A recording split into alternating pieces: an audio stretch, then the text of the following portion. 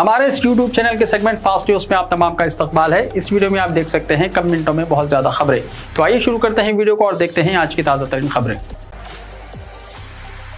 उत्तराखंड में मिट्टी के तोदे गिरने से 2 हैदराबादी हलाक। उत्तराखंड में मिट्टी के तोदे गिरने से 2 हैदराबादी हलाक हो गए। उत्तराखंड में बारिशों से सैलाब आ रहा है, जिसकी वजह से कई मुकामात पर लैंडस्लाइडिंग के वाकयात भी रोनुमा हो रहे हैं। पुलिस ने बताया कि हैदराबाद के सयाह चमोली जिले में मिट्टी के तोदे गिरने से हलाक हुए हैं। हादसा हफ्ते को बद्रीनाथ कौमी शाहराह पर करनाया प्रयागा और गोचर के दरमियान पेश आया। हैदराबाद के निर्मल शाही 36 साल और सत्यनारायण 50 साल बद्रीनाथ मंदिर के दर्शन के बाद जंगल के रास्ते से बाइक से गुजर रहे थे कि यह हादसा पेश आया। पुलिस ने बताया कि दोनों की मौके पर ही मौत हो गई। लाशों को मलबे से निकालकर पोस्टमार्टम के लिए हॉस्पिटल पहुंचाया गया है। बीआरएस के एक और रुकन असेंबली कांग्रेस में शामिल। तेलंगाना में अपोजिशन बीआरएस पार्टी के एक और रुकन असेंबली कांग्रेस में शामिल हो गए हैं।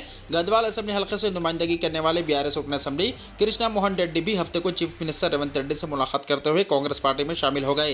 कृष्णा मोहन रेड्डी की कांग्रेस में शमूलियत के खिलाफ गढ़वाल असेंबली हल्के से ताल्लुक रखने वाले 500 से ज्यादा कांग्रेस कायदीन और कारकुनों ने हैदराबाद पहुंचकर कांग्रेस के दफ्तर गांधी भवन में एहतजाज किया और इन्हें पार्टी में शामिल न करने का मुतालबा किया। इस तरह अब तक कांग्रेस पार्टी में शामिल होने वाले बीआरएस कारकुन असेंबली की तादाद 7 तक पहुंच गई है। दूसरी तरफ बीआरएस पार्टी ने पार्टी इन्हराफ करने वालों के खिलाफ स्पीकर असेंबली से शिकायत की है और इन्हें असेंबली की रुकनीत से नाअहल करार देने का मुतालबा किया है। 2 दिन पहले बीआरएस पार्टी के चेयर कारकुन काउंसिल ने भी पार्टी छोड़कर कांग्रेस में शमूलियत इख्तियार की थी। तेलंगाना के इन 2 अजला के सरकारी स्कूल्स में टीचर्स को सेलफोन के इस्तेमाल पर पाबंदी। तेलंगाना के 2 अजला के सरकारी स्कूल्स में टीचर्स को स्कूल के टाइमिंग्स में सेलफोन के इस्तेमाल पर पाबंदी आयद कर दी गई है।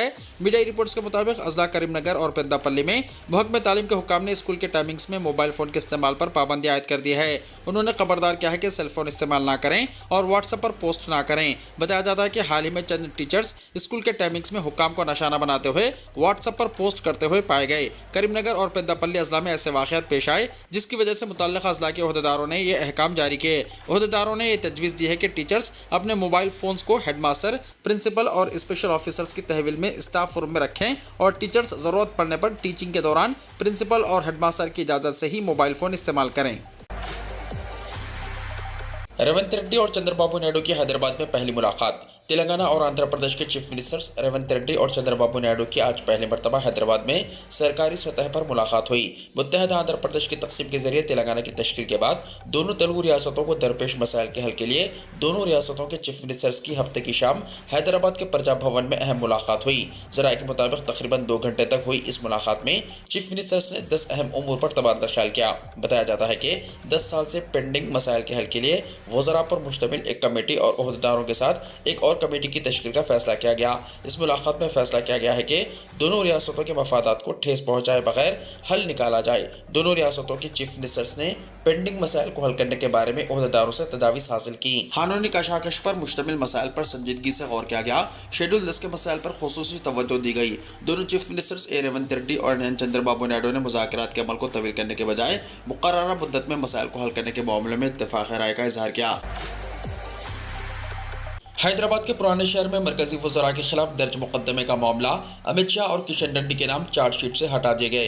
हैदराबाद पुलिस ने इंतखाबी ज़ाब्ता अखलाक की खिलाफ वर्जी के सिलसिले में पुराने शहर के मुगलपुरा पुलिस की तरफ से दर्ज एक केस में मरकजी वज़ीर दाखिला अमित शाह और मरकजी वज़ीर कोयला जी किशन रेड्डी के नाम चार्जशीट से खारिज कर दिए। पुलिस की जानिब से इस बात की तस्दीक करने के बाद कि अमित शाह और किशन रेड्डी दोनों ने ज़ाब्ता अखलाक की खिलाफ वर्जी नहीं की थी, इनके नामों को हटा दिया गया। तेलंगाना प्रदेश कांग्रेस कमेटी के नायब सदर जी निरंजन, जो शिकायत कुनिंदा थे, इनको 8वीं additional chief metropolitan magistrate Hyderabad की जानिब से जारी करदा नोटिस में कहा गया है कि मुगलपुरा पुलिस ने केस में चार्जशीट दाखिल की है और मुलजिम नंबर 3 और 4 बितरतीब अमित शाह और किशन रेड्डी के नाम को हज़फ कर दिया गया, क्योंकि उनका किरदार कायम नहीं हुआ था। अदालत ने निरंजन को हिदायत दी है कि वो 7 जुलाई को शख्सी तौर पर या किसी वकील के जरिए हाजिर हों, जिसका अदालत कानून के मुताबिक फैसला करेगी। निरंजन ने शिकायत दर्ज करवाई कि अमित शाह और किशन रेड्डी और दिगर ने पुराने शहर में लोकसभा इंतखाबी रैली के दौरान ज़ाब्ता अखलाक की खिलाफ वर्जी की। अब साल में 2 मरतबा होगा टेट एग्जाम, तेलंगाना हुकूमत का फैसला। तेलंगाना हुकूमत ने साल में 2 मरतबा टीचर्स के अहलियती एग्जाम टेट को मुनक्किद करने का फैसला किया है। बताया गया है कि फिलहाल टेट एग्जाम सिर्फ साल में 1 मरतबा मुनक्किद होता है। टेट एग्जाम में क्वालिफाई होने वाले उम्मीदवारों को DSC एग्जाम में विटेज भी दिया जाता है। हुकूमत ने ताज़ा तौर पर साल में 2 मरतबा जून और दिसंबर में टेट एग्जाम मुनक्किद करने का फैसला किया है। इस साल हुकूमत ने टेट 2024 के एग्जाम्स 20 मई से 2 जून तक मुनक्किद किए थे और 12 जून को टेट के नतीजे जारी किए, जिसमें पेपर 1 में 57,725 और पेपर 2 में 51,443 उम्मीदवारों ने कामयाबी हासिल की थी। मरकजी हुकूमत ने टेट को लाजमी कर दिया है। टीचर्स के तकर्रुरात के लिए मुनक्किद होने वाले DSC एग्जाम में टेट एग्जाम क्वालिफाई उम्मीदवारों को ही शिरकत की इजाज़त दी जा रही है और एक मरतबा फिर टेट एग्जाम में क्वालिफाई करने वाले उम्मीदवारों को ये सर्टिफिकेट ताहयात कारगर रहेगा। बरक़ी बिल्स QR कोड के जरिए अदा करने की सहूलत। Telangana southern power distribution company limited यानी TGS PDCL, जिसने RBI के गाइडलाइंस का हवाला देते हुए 1 जुलाई को इसके सारिफिन से ख्वाहिश की थी कि पावर यूटिलिटी की सरकारी वेबसाइट और मोबाइल ऐप के जरिए अपने माहाना बरक़ी के बिल्स अदा करें। बताया जाता है कि बरक़ी बिल्स की अदायगी के लिए QR कोड को तबाह करने का मनसूबा रखती है। ज़राए के मुताबिक QR कोड वाले बिल्स आइंदा महीने से सारिफिन के लिए दस्तियाब रहेंगे। इस्तेफादा कुनंदगान अपने मोबाइल फ़ोन के जरिए QR कोड को स्कैन करते हुए बरक़ी बिल्स अदा कर सकेंगे। कंपनी की वेबसाइट, मोबाइल ऐप के जरिए बरक़ी के बिल्स अदा करने की सहूलत हासिल थी। इनमें PGI, Paytm, PGTA wallet, TG और AP ऑनलाइन, मी सेवा, T वैलेट, बिल डेस्क शामिल हैं। ओहदेदारों ने कहा कि बैंकर्स के साथ इजलास का अहतमाम किया गया है। यह इजलास सारिफिन के लिए मज़ीद सहूलत बख्श इक़दाम के हिस्से के तौर पर मुनक्किद किया जा रहा है। RBI के गाइडलाइंस का हवाला देते हुए TGS PDCL ने कहा कि 1 जुलाई से भारत बिल पेमेंट सिस्टम का हिस्सा न होने वाले बिल्डर्स के लिए अदायगी का अमल अंजाम नहीं दिया जाएगा। सर्विस प्रोवाइडर्स जैसे फ़ोन पे, पेटीएम, गूगल पे और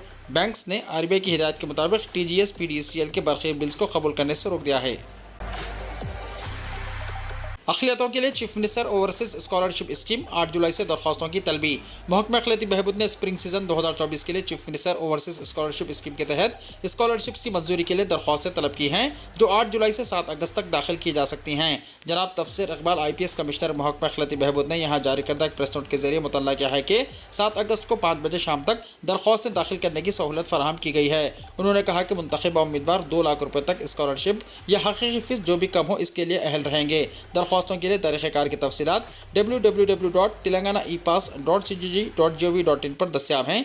उन्होंने बताया कि इस स्कीम के तहत अमेरिका, बरतानिया, ऑस्ट्रेलिया, कनाडा, सिंगापुर, जर्मनी, जनूबी कोरिया, जापान, फ्रांस और न्यूजीलैंड की बैरूनी यूनिवर्सिटीज़ में पोस्ट ग्रेजुएशन और PhD कोर्सेस में आला तालीम हासिल करने वाले अखिलियती उम्मीदवारों की माली मदद की जाती है। जनाब तफसीर इकबाल ने बताया कि 1 जनवरी 2024 से 31 जुलाई 2024 की मुद्दत के दौरान दाखिले हासिल करने वाले तलबा मुस्तफीद हो पाएंगे। इतवार और पीर को कई अजला में मौसलाधार बारिश का इम्कान। महकमा मौसमियात ने इतवार 7 जुलाई को तेलंगाना के अजला भद्दादरी, कुत्तागुड़म, खम्मम, नलगुंडा, सूर्यापेट, नागर कर्नूल और वनपर्तरी में कहीं कहीं मौसलाधार बारिश का इम्कान जाहिर किया है। जारी करदा यौमिया मौसमी रिपोर्ट में कहा गया है कि यही सूरत हाल इम्कान है पीर 8 जुलाई को भी अजला मंचरियाल, करीमनगर, पेद्दापल्ली, जयशंकर, भोपालपल्ली, मुलक, महबूबाबाद, वरंगल, हनमकुंडा और जंगांव में चंद मुकामात पर रहेगी। 7 जुलाई को तमाम अजला और 8 जुलाई को कई अजला में कहीं कहीं गरज चमक के साथ बारिश और 30 से 40 किलोमीटर फी घंटे की रफ्तार से तेज हवाएं चलने का इम्कान भी जाहिर किया गया है। आइंदा 7 दिन के दौरान तेलंगाना में चंद मुकामात और कहीं कहीं हल्की तो औसत बारिश या बूंदाबांदी की पेशकशी भी की गई है। रियासत में जुनूब मगरबी मानसून कमजोर हो गया है। गुज़िश्ता 24 घंटों के दौरान जिले खम्मम में कहीं कहीं मौसलाधार बारिश हुई। इस मुद्दत के दौरान रियासत में चंद मुकामात पर बारिश रिकॉर्ड की गई। नीट UG की काउंसलिंग मुलतवी। मेडिकल कोर्सेज में एडमिशन के लिए मुनक्किदा नीट UG की काउंसलिंग मुलतवी कर दी गई है। सरकारी ज़राए ने हफ्ते को बताया कि नीट UG काउंसलिंग को अगले नोटिस तक मुलतवी कर दिया गया है। नेशनल टेस्टिंग एजेंसी यानी NTA ने पहले सुप्रीम कोर्ट को बताया था कि काउंसलिंग का अमल 6 जुलाई 2024 को शुरू होगा, लेकिन सुप्रीम कोर्ट में पीर को इस केस की समाअत के पेश नज़र काउंसलिंग मुलतवी कर दी है। Chief justice of India DY Chandrachud की सरबराही वाली सुप्रीम कोर्ट की बेंच, जिसमें जस्टिस JP पारदीवाला और मनोज मिश्रा शामिल है, 8 जुलाई को नीट UG 2024 की मुताद्दिद दरख्वास्तों पर समाअत करने वाली है। इन दरख्वास्तों में पेपर लीक के इल्जामात, पूरे इम्तिहान की मनसूखी और दोबारा इनेकाद का मुतालबा, नेशनल टेस्टिंग एजेंसी यानी NTA के कामों की तहकीकात का मुतालबा और दीगर खिदमात शामिल हैं। NTA जो MBBS, BDS, आयुष और दीगर मुतल्लिका कोर्सेस में एडमिशन के लिए इम्तिहान का इनेकाद करती है, ने काउंसलिंग का शेड्यूल जारी कर दिया था, लेकिन सुप्रीम कोर्ट में मुकदमा ज़ेर दौरान होने की वजह से मुलतवी कर दिया। महाराष्ट्र कांग्रेस पार्टी ने असेंबली इंतखाबात के लिए उम्मीदवारों से तलब की दरख्वास्तें। महाराष्ट्र कांग्रेस पार्टी ने असेंबली इंतखाबात के ख्वाहिशमंद उम्मीदवारों से अपील की है कि वो अपनी दरख्वास्तें 10 अगस्त तक पार्टी दफ्तर को भेज दें। ये जानकारी महाराष्ट्र प्रदेश कांग्रेस कमेटी के नायब सदर नाना गोवांडे ने दी है। नाना गोवांडे ने हफ्ते को नामानिगारों को बताया कि कांग्रेस पार्टी की इंतखाबी हिकमत अमली तय करने के लिए महाराष्ट्र कांग्रेस के इंचार्ज रमेश चन्हितला और रियासती सदर नाना पटोले की सदारत में पार्टी ओहदेदारों और जिले सुदूर की मीटिंग हुई। इस मीटिंग में फैसला किया गया है कि असेंबली लड़ने के ख्वाहिशमंद उम्मीदवारों की दरख्वास्तें 10 अगस्त तक रियासती कांग्रेस हेडक्वार्टर तिलक भवन दादर मुंबई के दफ्तर पहुंच जाएं। बीजेपी वालों ने हमारा दफ्तर तोड़ा, हम उनकी हुकूमत तोड़ देंगे, राहुल गांधी ने कहा। हफ्ते को कांग्रेस लीडर और लोकसभा में अपोजिशन लीडर राहुल गांधी ने अहमदाबाद के पार्टी में राजीव गांधी भवन में पार्टी कारकुनों से पुरजोश खिताब किया। गुजरात में बीजेपी को शिकस्त देने के लिए अब तैयार होने को कहा। राम मंदिर, अभय मुद्रा और वज़ीर-ए-आज़म नरेंद्र मोदी का जिक्र करके उन्होंने बीजेपी को चारों तरफ से घेरने की कोशिश की। राहुल गांधी कांग्रेस के दफ्तर पर पथराव और पार्टी कारकुनों की गिरफ्तारी के खिलाफ एहतजाज करने गुजरात के दौरे पर हैं। इनका गुजरात में मुख्तलिफ हादसात के मुतासरीन के अहलखाना से मुलाकात का प्रोग्राम भी है। राहुल गांधी ने गुजरात कांग्रेस कारकुनों से खिताब करते हुए इन्हें यकीन दिलाया कि गुजरात में कांग्रेस की जीत होगी। बीजेपी ने इनका दफ्तर तोड़ा है, हम उनकी हुकूमत तोड़ेंगे। अयोध्या में बीजेपी की शिकस्त का जिक्र करते हुए राहुल गांधी ने कहा कि बीजेपी अयोध्या में हार गई क्योंकि जिन लोगों की जमीनें बीजेपी ने अयोध्या में ली थी इन्हें राम मंदिर के तकद्दुस में जगह नहीं मिली। राहुल गांधी ने कारकुनों से कहा कि इंतखाबात में कांग्रेस के कारकुनान अयोध्या में बब्बर शेर की तरह इंडिया इत्तेहाद के लिए खड़े हुए और वहां बीजेपी हार गई। राहुल गांधी ने गुजरात के कांग्रेसी कारकुनों से कहा कि आप लोगों ने बहुत लाठियां बर्दाश्त की हैं, अब इन्हें हटाना होगा। राहुल गांधी ने कहा कि लोकसभा इंतखाबात में कांग्रेस के मंशूर ने बीजेपी को बैकफुट पर खड़ा कर दिया है।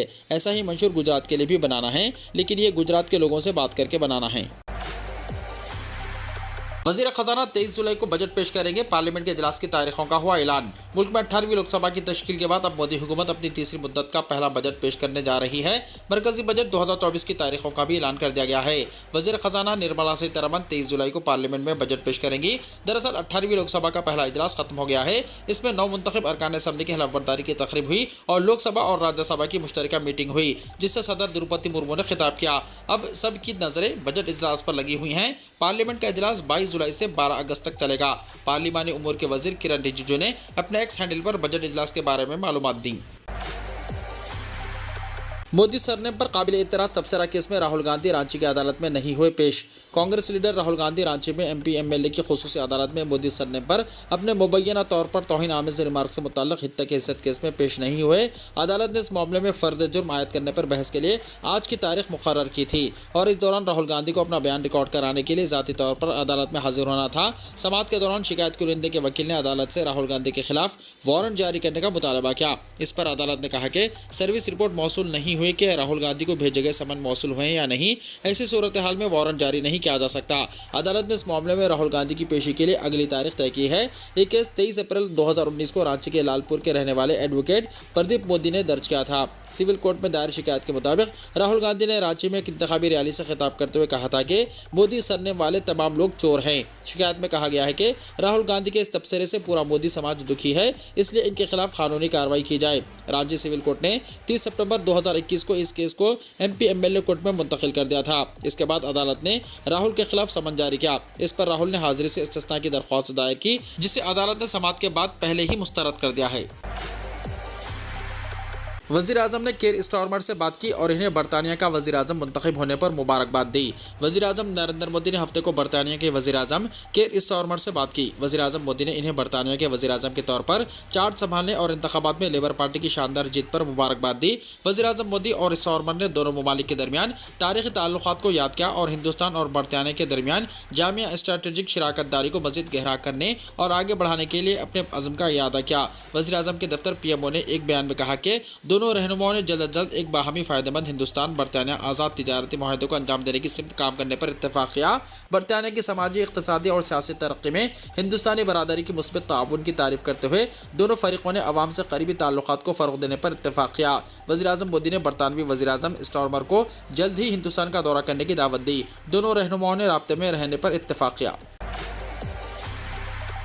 नवमुंतखब ईरानी सदर को पीएम मोदी की मुबारकबाद। पीएम मोदी ने ईरान के नवमुंतखब सदर को मुबारकबाद पेश की है। ईरान में डॉक्टर मसूद पेज़ेश्कियान मुल्क के 9वें सदर बन गए हैं। उन्होंने ये कामयाबी सईद जलीली को 30 लाख वोटों से शिकस्त देकर हासिल की। ईरान में जुमे को दूसरे मरहले की वोटिंग हुई। इसमें तकरीबन 3 करोड़ लोगों ने वोट दिया। वज़ीर-ए-आज़म नरेंद्र मोदी ने पेज़ेश्कियान को सदर बनने पर मुबारकबाद दी है। उन्होंने सोशल मीडिया प्लेटफॉर्म पर पोस्ट किया है कि आपके साथ मिलकर काम करने के मुंतज़िर हैं। आपको बताते चले कि ईरान के सदर इब्राहिम रईसी 19 मई को हेलीकॉप्टर हादसे में इंतकाल कर गए थे। इसके बाद ईरान में सदर के ओहदे के लिए इंतखाबात हुए। 28 मई को होने वाली वोटिंग के पहले मरहले में किसी भी उम्मीदवार को अक्सरियत नहीं मिली थी। इसके बाद दूसरे मरहले के इंतखाबात का इनेकाद पेज़ेश्कियान के दरमियान हुआ। ईरान के आइन के मुताबिक इंतखाबात के पहले मरहले में अगर कोई उम्मीदवार अक्सरियत हासिल नहीं कर पाता है तो इंतखाबात का दूसरा दौर सरफहरिस्त 2 उम्मीदवारों के दरमियान होता है। पाकिस्तान में 6 दिनों के लिए तमाम सोशल मीडिया प्लेटफॉर्म्स पर लगाई जाएगी पाबंदी। पाकिस्तान के सूबे पंजाब की हुकूमत ने 13 से 18 जुलाई तक सोशल मीडिया पर पाबंदी लगाने का फैसला किया है। पंजाब हुकूमत ने मुहर्रम के दौरान नफरत फैलाने को रोकने के लिए ऐसे इक़दाम किए हैं। पाकिस्तान के सूबे पंजाब की हुकूमत ने मुहर्रम के दौरान नफरत अंगेज़ मवाद को कंट्रोल करने के मकसद से 13 से 18 जुलाई तक सोशल मीडिया प्लेटफॉर्म्स पर पाबंदी लगाने का फैसला किया है। पाकिस्तान में शहबाज शरीफ की हुकूमत ने यह फैसला सूबे पंजाब की वज़ीर आला और साबिक़ वज़ीर-ए-आज़म नवाज शरीफ की साहबजादी मरियम नवाज की दरख्वास्त पर किया है। पंजाब हुकूमत की जानिब से जारी नोटिफिकेशन के मुताबिक वज़ीर आला मरियम नवाज और काबीना कमेटी बराए अमन व अमान ने 12 करोड़ से ज़्यादा की आबादी वाले सूबे में मुहर्रम के दौरान YouTube, x, WhatsApp, Facebook, Instagram और टिकटॉक वज़ीर समेत तमाम सोशल मीडिया प्लेटफॉर्म्स पर पाबंदी आयद करने की सिफारिश की ताकि नफरत अंगेज़ मवाद और जाली खबरों पर काबू पाया जा सके और फ़िरक़ावाराना कशीदगी पैदा न हो। आपको बता दें कि इससे पहले पाकिस्तान के army chief general Asim Munir पहले ही सोशल मीडिया को शैतान मीडिया करार दे चुके हैं और इसे डिजिटल दहशतगर्दी का नाम भी दे चुके हैं। इसी दौरान पाकिस्तान के नायब वज़ीर-ए-आज़म इसहाक़ डार ने भी हाल ही में सोशल मीडिया पर मुकम्मल पाबंदी का मुतालबा किया है। वीडियो को लाइक शेयर कीजिए और हमारे इस YouTube चैनल को सब्सक्राइब करते हुए इसके बेल आइकॉन को भी प्रेस कर लीजिए ताकि हर आने वाली वीडियो का नोटिफिकेशन सबसे पहले आपको मिलता रहे।